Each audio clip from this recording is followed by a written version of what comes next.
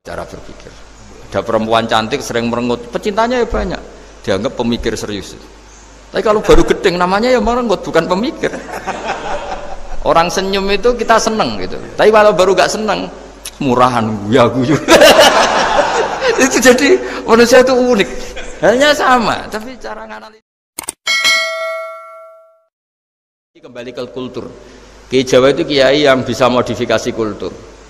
Sebetulnya kalimat hadis itu yang masyhur, itu yang populer itu la ilaha illallah. Tapi kiai Jawa itu, dan itu ngikuti kitab-kitab Arab juga, kitab-kitab. La ilaha illallah itu resikonya tinggi karena di situ kan tiada Tuhan yang berhak disembah kecuali Allah. Ada kata la ilaha ini. Nah takutnya pas la ilaha sudah mati. Nah karena itu ada resiko la ilaha gak khatam, berarti tiada Tuhan. Nah, sehingga karena ini dianggap riskan, ya terus kiai Jawa ngajari sudah lah, gak usah kepanjangan ya sudah Allah. Jadi itu sudah agak-agak rekayasa lah, agak-agak istihad gitu. Maksudnya istihad itu sebenarnya teks panduannya itu la ilaha illallah. Teks panduannya. Tapi kiai-kiai itu tentu yang paling tahu tentang kehendak Nabi karena nekuni ilmu itu lama sekali. Kita ngikuti cara-cara ditentukan para kiai. Karena tadi la ilaha illallah itu kan ada kalimat yang tadi ya, tiada Tuhan kan. Nah, kata tiada Tuhan ini yang dianggap riskan kalau nggak khatam. Daripada potensi itu terus kiai-kiai ya agak-agak improvisasi lah, itu memang ya sudahlah Allah. Nah, supaya itu menjadi akhir kalimat, ya saya ulang lagi menjadi apa? Akhir kalimat. Setelah itu kata kitab-kitab jangan tanya hal lain. Ya, sekali ditanya nanti dia akan ngelafatkan hal lain itu. Ya tadi misalnya tabungannya di mana gitu. Kan bisa jawab di sini. Nah, yang ribet kalau wong kuno itu ning laci, ning sorogan, berarti kalimat terakhirnya ya laci sorogan itu. Nah, sehingga terus itu pinternya guru-guru kita. Jadi saya ulang lagi ini yang terakhir saya pesen, latihlah iman seperti imannya para ulama, para aulia, syukur-syukur yang dekati imannya para nabi. Itu cara berpikir tuh al-khalqul awal. Afa'ayina bil khalqil awal qul yuhyihal ladzi ansaha. Nah, yang terakhir saya pernah ditanya, ya agak gojekan, agak guyon, tapi saya ditanya, saya itu nggak bisa melihat Gus, aneh orang Afrika itu kan, misalnya ada Miss Afrika itu di sana itu orang paling cantik, malah kadang itu ada kriminal gitu, karena orang Afrika merkosa Miss Afrika itu kata orang Indonesia, Gus dikekno aku ora doyan gitu. Itu kan itu lah, ini kan secara syariat mungkin lelaki itu punya rasa dengan perempuan itu ya kalau berpakaian serono atau gimana secara teori, tapi sebetulnya oke itu benar, tapi sebetulnya ada ansaha awala bar. Orang Indonesia itu didesain gak suka orang Afrika, orang Afrika ya didesain gak suka orang Indonesia, sehingga orang-orang Afrika kalau melihat orang Indonesia yang paling cantik mungkin ya iskal, wong cempeh kayak gamping gitu kok cantik gitu. Mungkin perasaannya cowok-cowok Afrika ya gitu, itu cantiknya di mana? Orang Indonesia kebalik kan, kalau cowok-cowok Indonesia ngelihat Miss Afrika itu cantiknya itu nangdi gitu, kok sampai ada pemerkosaan tuh apa itu. Nah itu menunjukkan Allah yang maha kuasa. Allah tuh mendesain gennya orang sana beda dengan kita.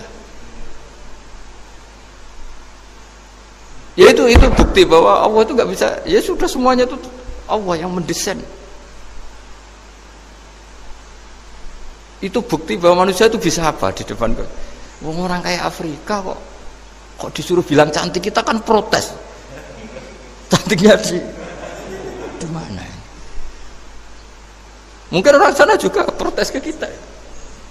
Orang Jawa cempeh itu kok cantiknya dia. Itu orang-orang Indonesia kalau melihat bule cantik itu kan ketemu kan janggal.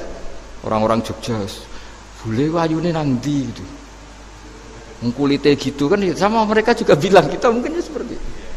Itu namanya didesain ansaaha awal apa marrah, sudah memang desainnya seperti itu. Nah di sini supaya kita ingat, nah ingat bahwa hati juga gitu. Ketika kita cinta istri itu janggal betul kalau terjadi konflik. Tapi kalau sedang konflik itu janggal betul terjadi perdamaian. Lagi mau ngangkel itu ya problem betul. Nah ini di sini pentingnya iman. Orang terus disuruh berdoa ya muqallibal qulub tsabbit qalbi ala dini, karena kita Kita tidak tahu cara berpikir.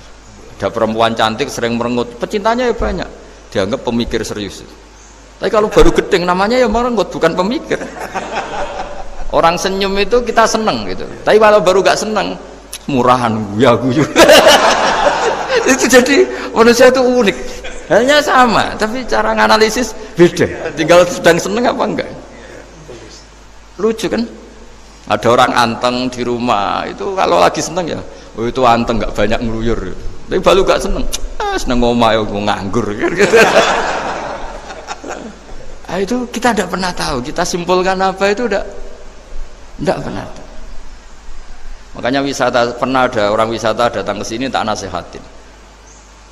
Orang wisata itu kan seneng di kampung-kampung yang terbelakang gitu, melihat orang manusia pohon, melihat apa. Terus saya bilang, itu kan kasihan kan, masa manusia jadi objek.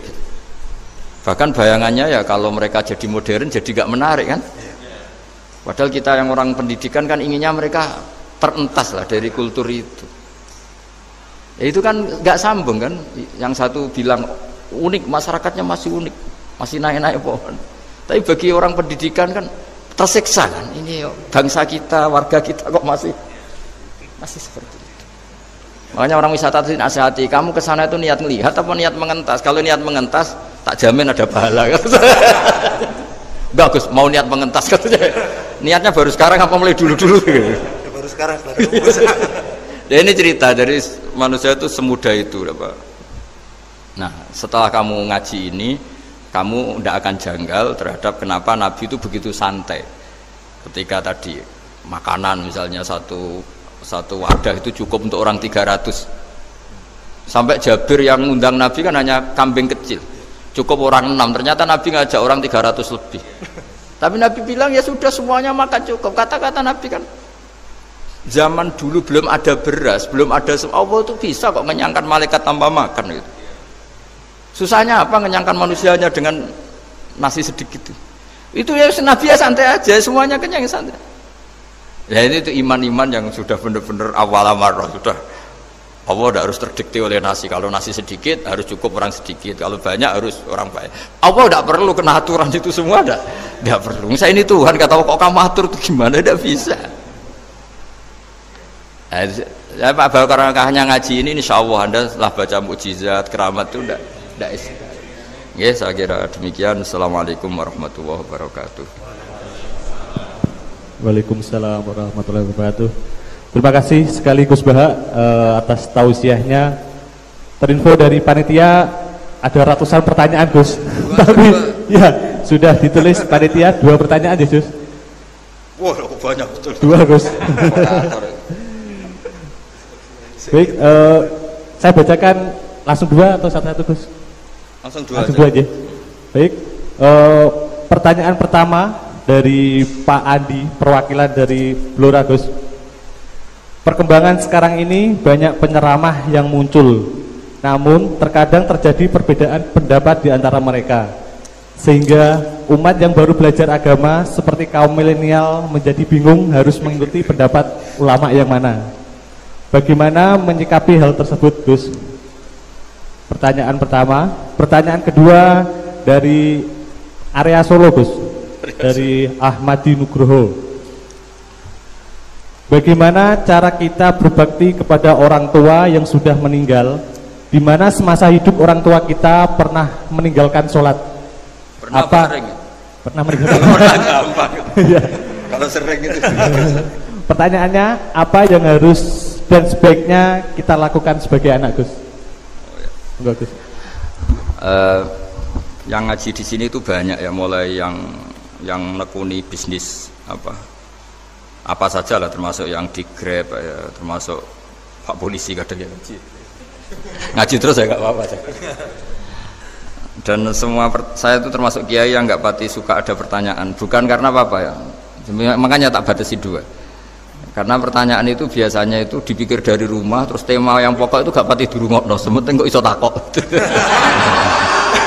Iya. Sehingga itu iya. Nah, ini lama-lama yang janda tanya, caranya dapat jodoh kan ribet nanti itu. Makanya ya, tapi ya senang saya ada pertanyaan ya senang. Cuma kenapa saya tidak membuka terbuka, karena tema kita kan kiai ya, kiai itu kayak dokter, tahu misalnya saya tadi tema itu supaya orang itu tauhidnya kokoh karena zaman akhir itu yang paling mengkhawatirkan itu apa? Tauhid gitu. Tapi kalau tanya ini diberi hak, itu orang kan sudah punya pikiran sendiri mau ditanyakan, padahal itu subjektivitas dia. Sehingga tanya ya sudah sekadar. Tapi ya nggak apa-apa, tetap saya senang, cuma nggak boleh banyak-banyak. 2 itu sudah kebanyakan. Yang kedua tak jawab serius.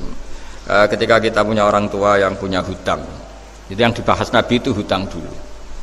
Itu karena hak adami. Hak adami itu tuntutan. Jadi kalau dalam kitab fikih itu ada istilah haqqullah mabniun alal musamahah wa haqqul adami mabniun alal musyahah. Jadi kalau hak Allah itu Allah lebih rileks. Karena Allah itu tidak butuh disembah, tidak butuh dipuja-puja. Allah sudah terlalu besar. Al-Qayyum sudah besar sendiri. Sehingga Allah itu mudah ngabaikan haknya itu mudah. Tapi kalau hak adami bawaan manusia itu kalau hartanya dibawa orang itu ingat terus. Sehingga harus diselesaikan. Maka Nabi kalau mau mensolatkan jenazah tanya punya utang enggak. Tapi kalau orang itu misalnya enggak sholat atau apa itu Nabi masih ringan. Yang ditanyakan imannya. Bukan berarti kita nyepelekan sholat enggak, tapi memang agama ini yang diprioritaskan itu hak adami. Sholat itu super penting, bukan penting lagi super penting. Makanya pertanyaan tadi tak teruskan dulu. Anak cucunya itu prioritas itu mikir utang dulu. Karena ini yang hak adami gitu ya. Nah setelah utang itu selesai baru dipikirkan menurut sebagian ulama anak ini boleh mengqodoi sholat yang ditinggalkan orang tuanya atau dikafaroi, misalnya per sholat nilainya sekian terus dibayarkan ke fakir miskin.